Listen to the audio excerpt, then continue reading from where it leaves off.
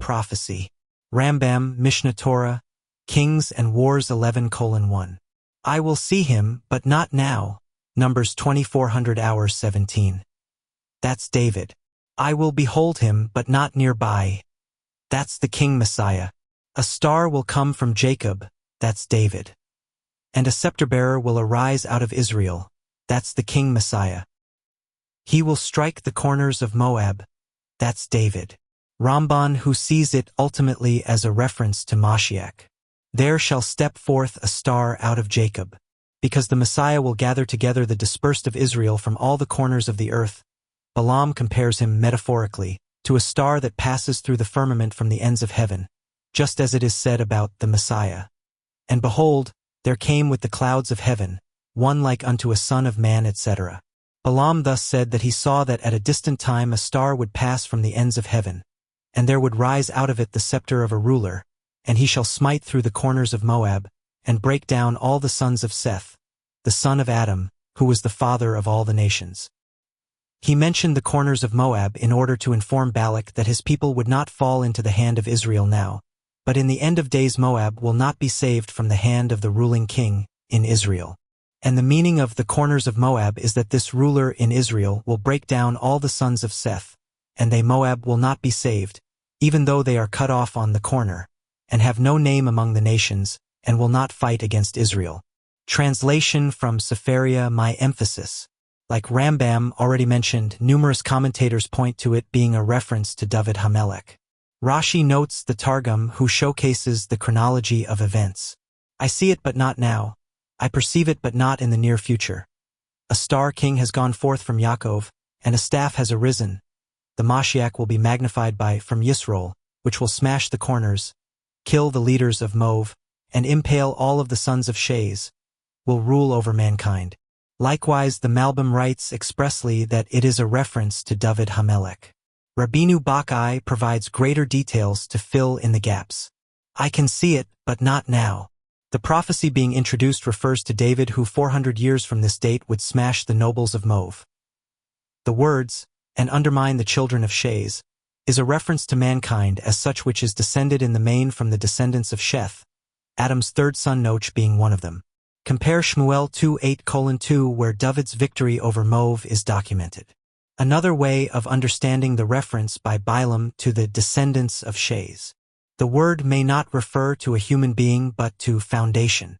We find the word meaning the foundations of the earth in Talmudic language, a reference to the navel of the earth under the Holy Temple.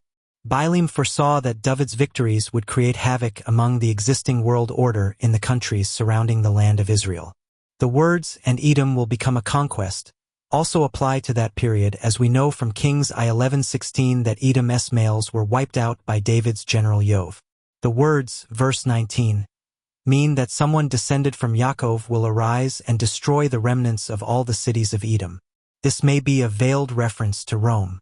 Finally, the words also mean that the Messiah will be descended from Israel. The words, no remnant will remain of Esau, in Obadiah 18 are the logical conclusion of Bilaam's prophecy here. Bilaam was the greatest prophet to the non-Jewish nations at his time. This section of Bilaam's prophecy from Bamidbar 2400 hours 17 says, the opening words of his prophecy are about the future from his perspective then, final redemption, and establish that there are two general sequential stages to the process, one that happens first, followed later by the second stage. This is in keeping with the teaching of Rabbi Moshe Chaim Luzzatto in his second chapter. The earlier stage is called the Pekida and the later stage is called the Zakira. In continuation of this sequential pattern, the first half of the language of Bilaam's prophecy is a direct reference to the two-part prophetic dream that was said by Yosef Hatzadik when he was a 17-year-old boy prior to his being sold into slavery by his brothers. A number 17, which is the gematria of the word, Gud, and continuing the numerical sequence from 17 leads to 18, which is the gematria, life, and which in small sum gematria is Mashiach. Like it says in Ezekiel 14 verses 20 to 23. The second half of Yosef's two-part dream is recorded in Bereshit 37:9-10, which says, in the original prophecy of Yosef, it connects the 11 stars with the 11 brothers of Yosef, who were also sons of Yaakov. This reference to the number 11 is reminiscent of the 11 ingredients of the incense that was burned by the Kohanim in the temple service each day. This incense was burned by Aaron the high priest to stop the plague from the angel of death, which was killing the Jewish people at a time of great public rejection of GDS commandments, like is seen in Bamidbar 17:11-14. It is emphasized in the Torah that this incense is only valid when every single one of its ingredients are included together and in their proper proportion. Failure to include all the ingredients together properly obligates the one attempting this improper mixture to death. This is a sign of the importance and meaning of Jewish unity, and is also the unique sign of kingship connected with Mashiach ben Yosef. That the 11 sons, together with their mother and father, would bow to Yosef at some point in the future is a sign of Yosef's future kingship, that he was like it says in Bereshit 41:41-44. Their bowing is a sign that they are loyal, willing, and faithful subjects and servants to the king. An important detail that should be noted in order to understand all of Yosef's second dream is its context with the first prophetic dream that he had, which preceded it and is mentioned in Bereshit 37:5-8. That in the first dream, both Yosef and his 11 brothers are included in the same dream category. In the first dream, they are all bundled sheaves of grain. The bundled sheaves illustrate that unity first begins in small, similar groups, like husband and wife, family, or tribal groups. Then those smaller groups find unity of purpose with each other, cooperating and working for the common good, which leads to an increase in and diversification of life.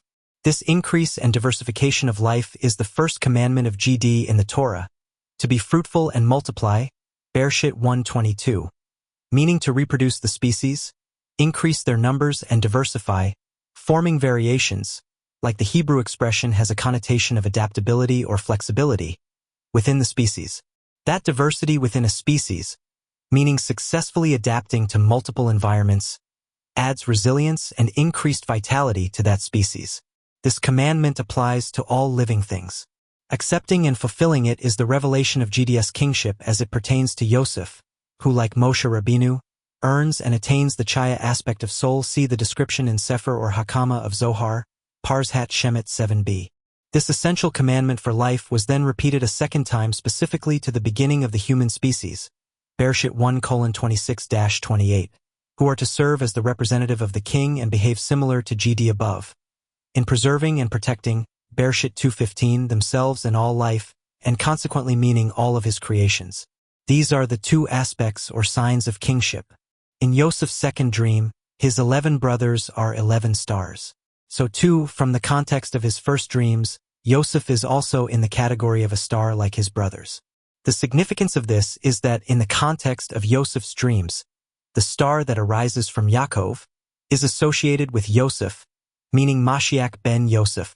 Bilaam's prophecy also indicates that one of those 11 would also be associated with the scepter of kingship, the sign of a second aspect of kingship.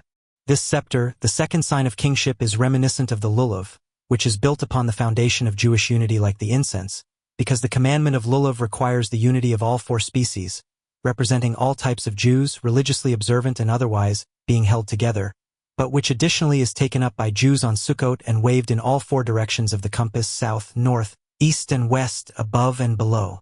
This additional dimension is the second aspect of Malchut, which is a sign revealing GDS kingship over the whole world, meaning the whole universe and at all times, past, present, and future. This second aspect pertains to Mashiach ben David, or as Rambam describes, Mashiach with certainty. This idea that there are two distinct aspects to kingship, that from Yosef, Mashiach ben Yosef, and the other from Yehuda, Mashiach ben David, is also what is expressed by Rambam in chapter 11 of the Mishnah Torah, Laws of Kings and Their Wars, Halacha 4, in the context of presumed to be Mashiach Mashiach with certainty. In regard to the terminology used by Rambam, meaning his particular and distinct categorizations, it should be emphasized that these changes in nomenclature are innovations by Rambam which were not used prior to his time. The traditional teaching on the subject of Mashiach uses only the terms and names that pertain to Mashiach ben Yosef, also called Ephraim, my righteous Mashiach, like Ephraim was the son of Yosef Hatzadik in Egypt, and Mashiach ben David. The language of the second half of that original prophecy by Bilaam was established by the prophetic blessing by Yaakov. Yaakov, who after so many years of sadness would again be called Yisroel in Egypt with the return of his son, Yosef to him. That to receive prophecy requires the prophet to be in a state of joy. So when Yosef was sold into slavery and went missing, Yisroel reverted to his non-prophetic name of Yaakov because of his sadness. In his last 17 years, when his son Yosef had been returned to him from his captivity, Yaakov's sadness was transformed into joy and his prophetic name of Yisroel was renewed. At the end of Yaakov's life, he assembled all his sons to give each of them a unique, prophetic blessing. The blessing it is here that kingship is established for Yehuda and his tribe with the same sign that indicated kingship for Yosef. That Yaakov states his brothers would bow to him. This sign is referring to kingship like Yosef's in Egypt, meaning Mashiach ben Yosef. It should be noted that immediately after Yaakov mentions the sign of bowing, it applies 3 different terms for the 3 stages in the maturation and development of a lion, that of a cub, that of a mature adult, and when it becomes the leader of the pride and king. This term refers to when the lion develops its full mane, much like a crown surrounding its head. This last term combines 2 aspects, that the king is called the heart, and, like the 11 other sons of Yaakov and the 11 ingredients in the incense, that the king is the heart of the whole nation, like Rambam says in Mishnah Torah, Laws of Kings, chapter 3, Law 6. It is also in that blessing that mention of the scepter of kingship is made. This second sign of kingship, different from the sign of kingship of Yosef, refers to Mashiach ben David who, like King David, his ancestor will be descended from the tribe of Yehuda. This emphasizes that the qualities of kingship found in Mashiach ben Yosef and Mashiach ben David are ultimately manifest in the same single individual. They arise from Yaakov and Yisroel who are one and the same person. This follows the prophecy of Yechezkel, like is found in chapter 37:19 for Yehuda appears in Parshat V'yechi, Bereshit 49:8-12. That this unification of these 2 qualities of kingship into the single individual is done specifically by the hand of GD, which is a reference to resurrection like is found in the prophecy of Isaiah 60:21. The prophetic blessing of Yaakov to Yehuda also emphasizes that this second type of kingship will stay with his descendants until the coming of Shiloh. That the phrase is Gematria 388, I have removed my coat. How shall I put it back on? The coat is a reference to the special coat of many colors worn by Yosef, and which was given to him by his father Yaakov like is mentioned in Bereshit 37:3. The removal of this garment, mentioned in Shir HaShirim, is referring to the prophetic requirement that Mashiach ben Yosef will die. He will remove his garment, meaning his body, from his soul. This incredible statement follows the traditional teaching brought by Rabbi Hoshea the Great, who was also known as Rabbi Oshaya, the father of the Mishnah, that is found in Shemet Rabbah, chapter 35, which refers to the word from Shir HaShirim 5:3, the posuk from Ika 2:4, and also Ika 3:12, which Rabbi Hoshea brings as support for his teaching parallels the language from the prophecy of Bilaam, Bamidbar 2400 hours 17, which is actually referring to Mashiach ben Yosef who is destined to either be murdered or simply die in payment of whatever debt the nation of Israel has accumulated over time. That is, in the sense of someone who acquires the debt owed by others like is used in Mishnah Bava Metzia 6:7. This debt transfer is possible because the king represents the whole nation, meaning the concept of. That meaning mentioned in Ika 2:4 is Gematria Yosef, meaning Mashiach ben Yosef. That his death serves as an atonement for the transgressions of everyone. The continuation of the posuk refers to Mashiach ben David. Shlomo HaMelech asks the question, once the garment is removed, how is one able to put it back on? This is alluding to the resurrection of the dead, meaning that Mashiach will at some point die and ultimately be resurrected. This follows the text found in Sukkah 52b, that among the first 15 to be resurrected will be Eliyahu the prophet, Mashiach ben David, and all those who had been in previous generations, Mashiach ben Yosef. So the language of Bilaam's prophecy is confirming and restating the prophetic blessing of Yisroel.